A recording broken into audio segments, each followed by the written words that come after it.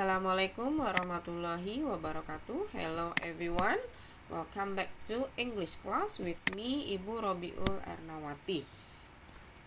How are you today? I hope all of you are happy, healthy, and ready to learn something new today. Don't forget to prevent the spread of COVID-19. Always wash your hands for at least 20 seconds, frequently and regularly. Second, wear a mask. And 3, watch your social distancing with other people. Before we start our learning today, let's pray. Bismillahirrahmanirrahim. Okay, this meeting we have come to chapter 3. A picture is worth 1,000 words. Okay, tujuan pembelajaran kita kali ini adalah menganalisis fungsi sosial teks penyerta atau caption dari gambar, grafik, bagan terkait tujuan dan topik. 2.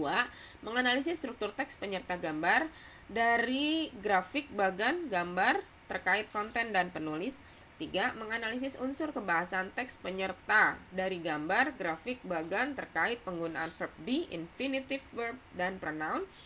4. Membedakan beberapa captions terkait fungsi sosial, struktur teks, dan unsur kebahasaan. 5. Menangkap makna teks captions terkait fungsi sosial dan struktur teks, serta unsur kebahasaan. Peta konsep untuk chapter 3 adalah konteksnya lingkungan sosial di sekolah, fungsi sosialnya mendeskripsikan, mengomentari gambar, foto, tabel, grafik, bagan. Struktur teksnya dapat mencakup tindakan atau peristiwa atau kegiatan, orang atau benda yang terlibat, lingkup situasi. Unsur kebahasaannya berupa frase nominal untuk benda, orang, binatang, lokasi, dan sebagainya yang menjadi fokus dengan atau tanpa the, this, those, my, their, etc. Frase verbal terkait gambar, foto, tabel, grafik dalam tense yang sesuai, ucapan, tekanan kata, intonasi, ejaan, tanda baca, dan tulisan tangan. Okay, I believe many of us have read newspaper or electronic media, and the first time that we notice is the picture provided. The readers will find out about the picture by reading the text given below the picture. We will find out the situation in the picture through the text. So it is very important to include captions in a news published. Let's practice to understand some captions. Okay, the first text, the first caption is a picture of people inside MRT.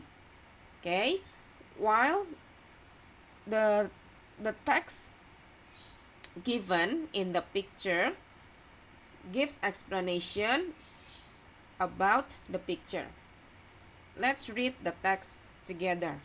What a ride! Jakartans enjoy a trial run of the first phase of the Jakarta MRT, which connects Lebak Bulus in South Jakarta to the Hotel Indonesia Traffic Circle in Central Jakarta on Tuesday.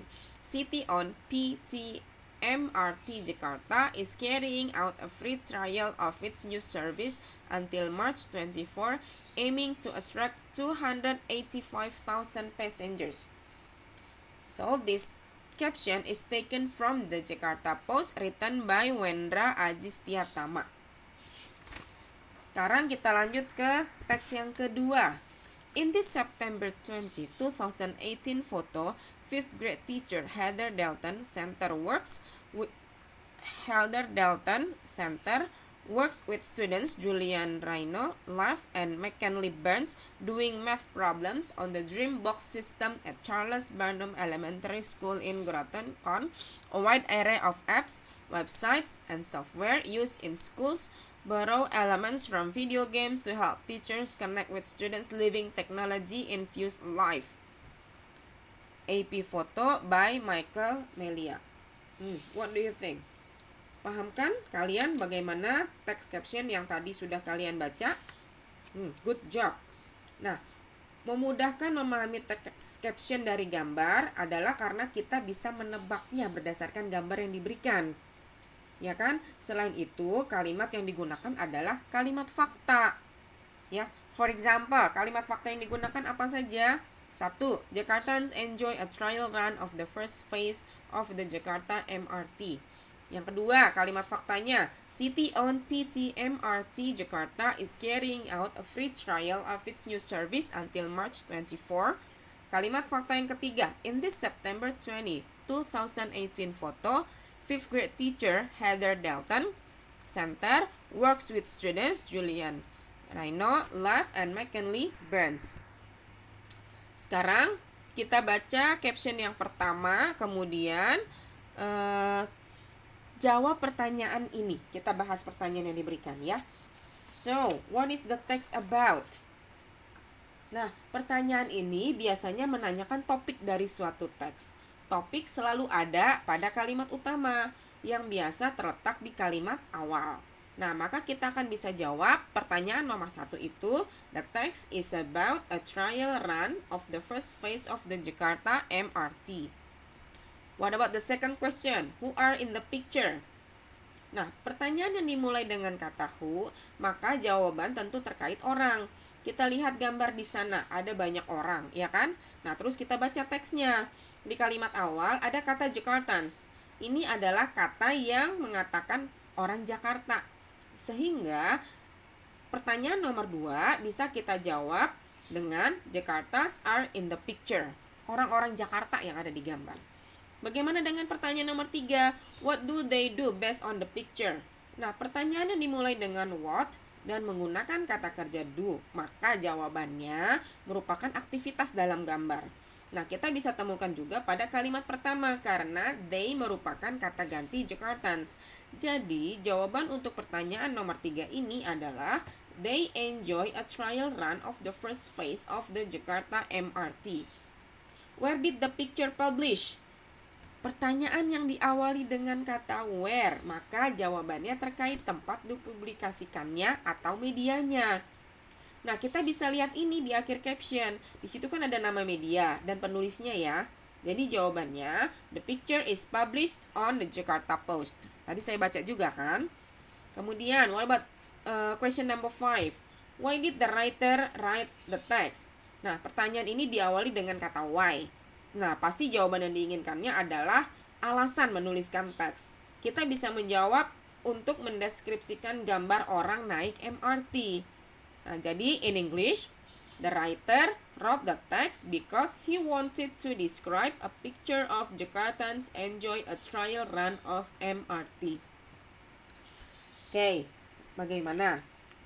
Kalian bisa melatih pemahaman ini dengan caption yang bisa kalian temukan di koran, majalah, atau media elektronik atau cetak lainnya. Nah, berikut ini ada caption yang berbentuk grafik. Nah, jika pertanyaannya seperti ini, ya, saya yakin kalian bisa lihat grafiknya. Monday, Tuesday, Wednesday, Thursday, Friday, Saturday, Sunday. Ya kan?